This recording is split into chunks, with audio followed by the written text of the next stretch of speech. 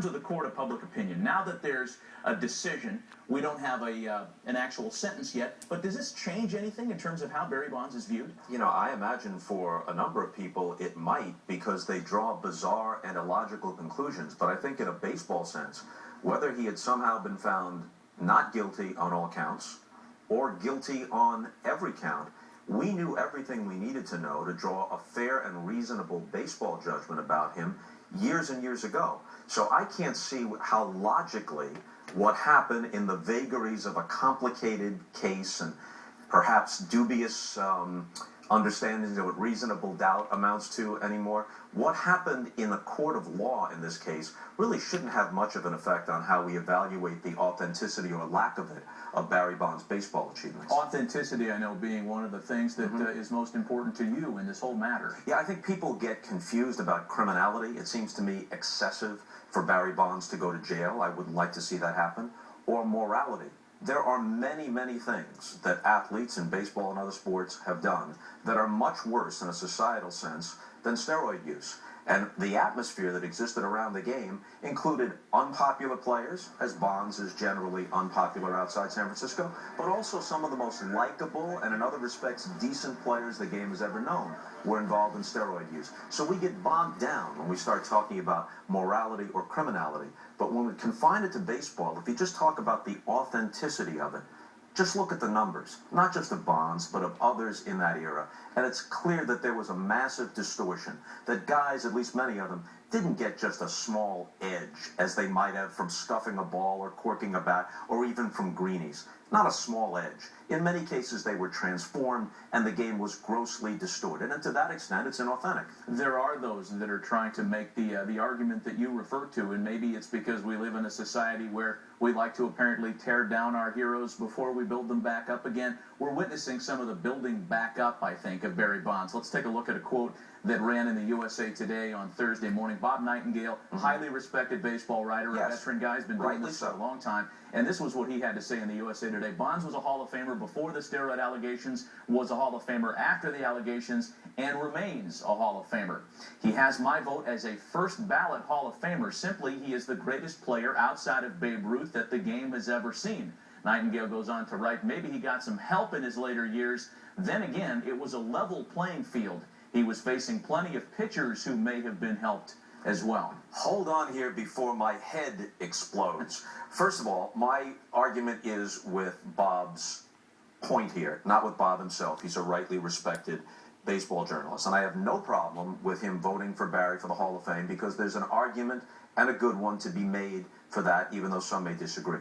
But let me ask this.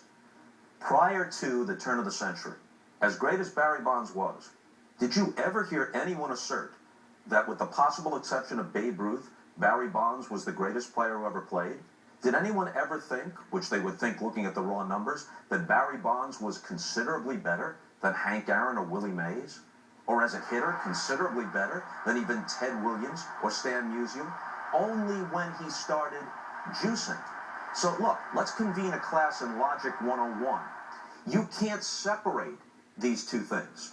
You could say, if you wanted to, hey, Watergate was a terrible thing, but Richard Nixon did other good things as president.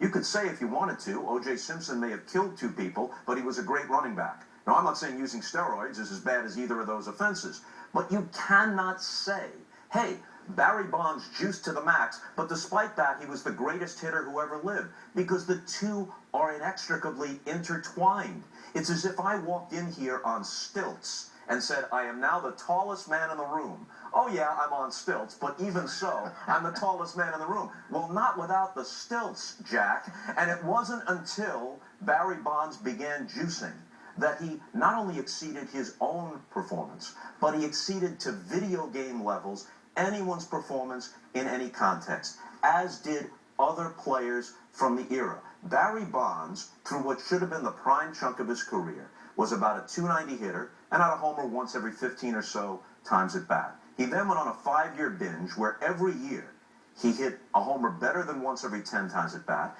In '01, he hit one better than every 7 times at bat. If they'd stopped walking him all the time, he probably would have had several 60 home run seasons. So forget this Babe Ruth talk, absent steroids.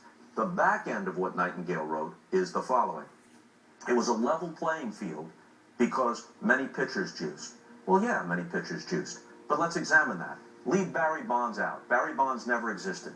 What you're saying then is if there were no steroids, no pitchers ever took them, no hitters ever took them, that Sammy Sosa would have topped 60 home runs 3 times in a 5-year stretch.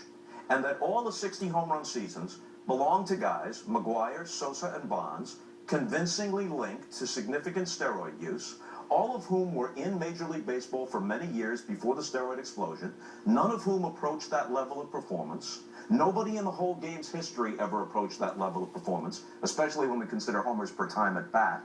And no one since baseball cracked down on steroids has approached that level of performance. I mean, what planet do you have to live on to believe this stuff? Does the sentencing part of this, Bob, which is still to come, does that change anything? If, in fact, jail time is a part of what's in his future, does that matter at this point? Well, again, the spectacle of seeing Barry Bonds do a perp walk and go off to jail may influence some people. But again, that seems to me excessive, that he would go to jail. Others caught up in the Balco thing have gotten home confinement of some kind. Maybe they want to make an example out of Barry Bonds. My argument is not with Barry Bonds personally. And again, that can be a red herring in this conversation. A lot of people think that because Bonds had a difficult personality, this has something to do with it. Well, Ty Cobb, by many accounts, was the worst son of a bitch who ever lived. But you can't doubt the authenticity of Cobb's baseball achievements in their context. This is about what common sense and a look at the numbers tell us. A guy with a career slugging percentage of .551 at the midpoint of his career, and that's what he did thereafter. And it's even more than that. He slugged .863 in 01, .812 in 04, .799 in 02. You know, what else do you have to know? And then you'll hear people say, well, players have always tried to gain an edge. And that's true. They scuffed balls, they corked bats, they stole signs, and they'll point toward greenies. And again, I ask, just in the name of logic, during the era when greenies apparently were rampant, 50s, 60s, 70s, many players used them, including Hall of Famers.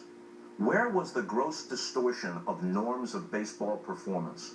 What greenies did was enable you to do, day game after a night game in August, what you could do if you were fresh in May. They didn't transform you into something that you otherwise could never have been, and the numbers reflect that. People can spin and try to make any excuse they want for the steroid era, but there is no comparison to that and other edges that players tried to get. It's like comparing a slingshot to an atomic bomb. The discussion certainly doesn't end with a verdict, and dare I say it'll get even more interesting as we approach what would be Bonds' Hall of Fame year a couple of years down the road. Bob Costas. By the way, for the record, I would vote for Barry Bonds for the Hall of Fame. Not on the first ballot, I would withhold it. But I would vote for Bonds or Clemens on the basis that they had established on their natural merit irrefutable Hall of Fame credentials before they ever started juicing. For the same reason I would not vote for McGwire or Sosa, because I can't be sure at all, in fact I doubt, that they would have been Hall of Famers without the juice. Interesting lines to draw, everybody drawing their own at home as well. Bob Costas with the very latest on the Barry Bonds decision.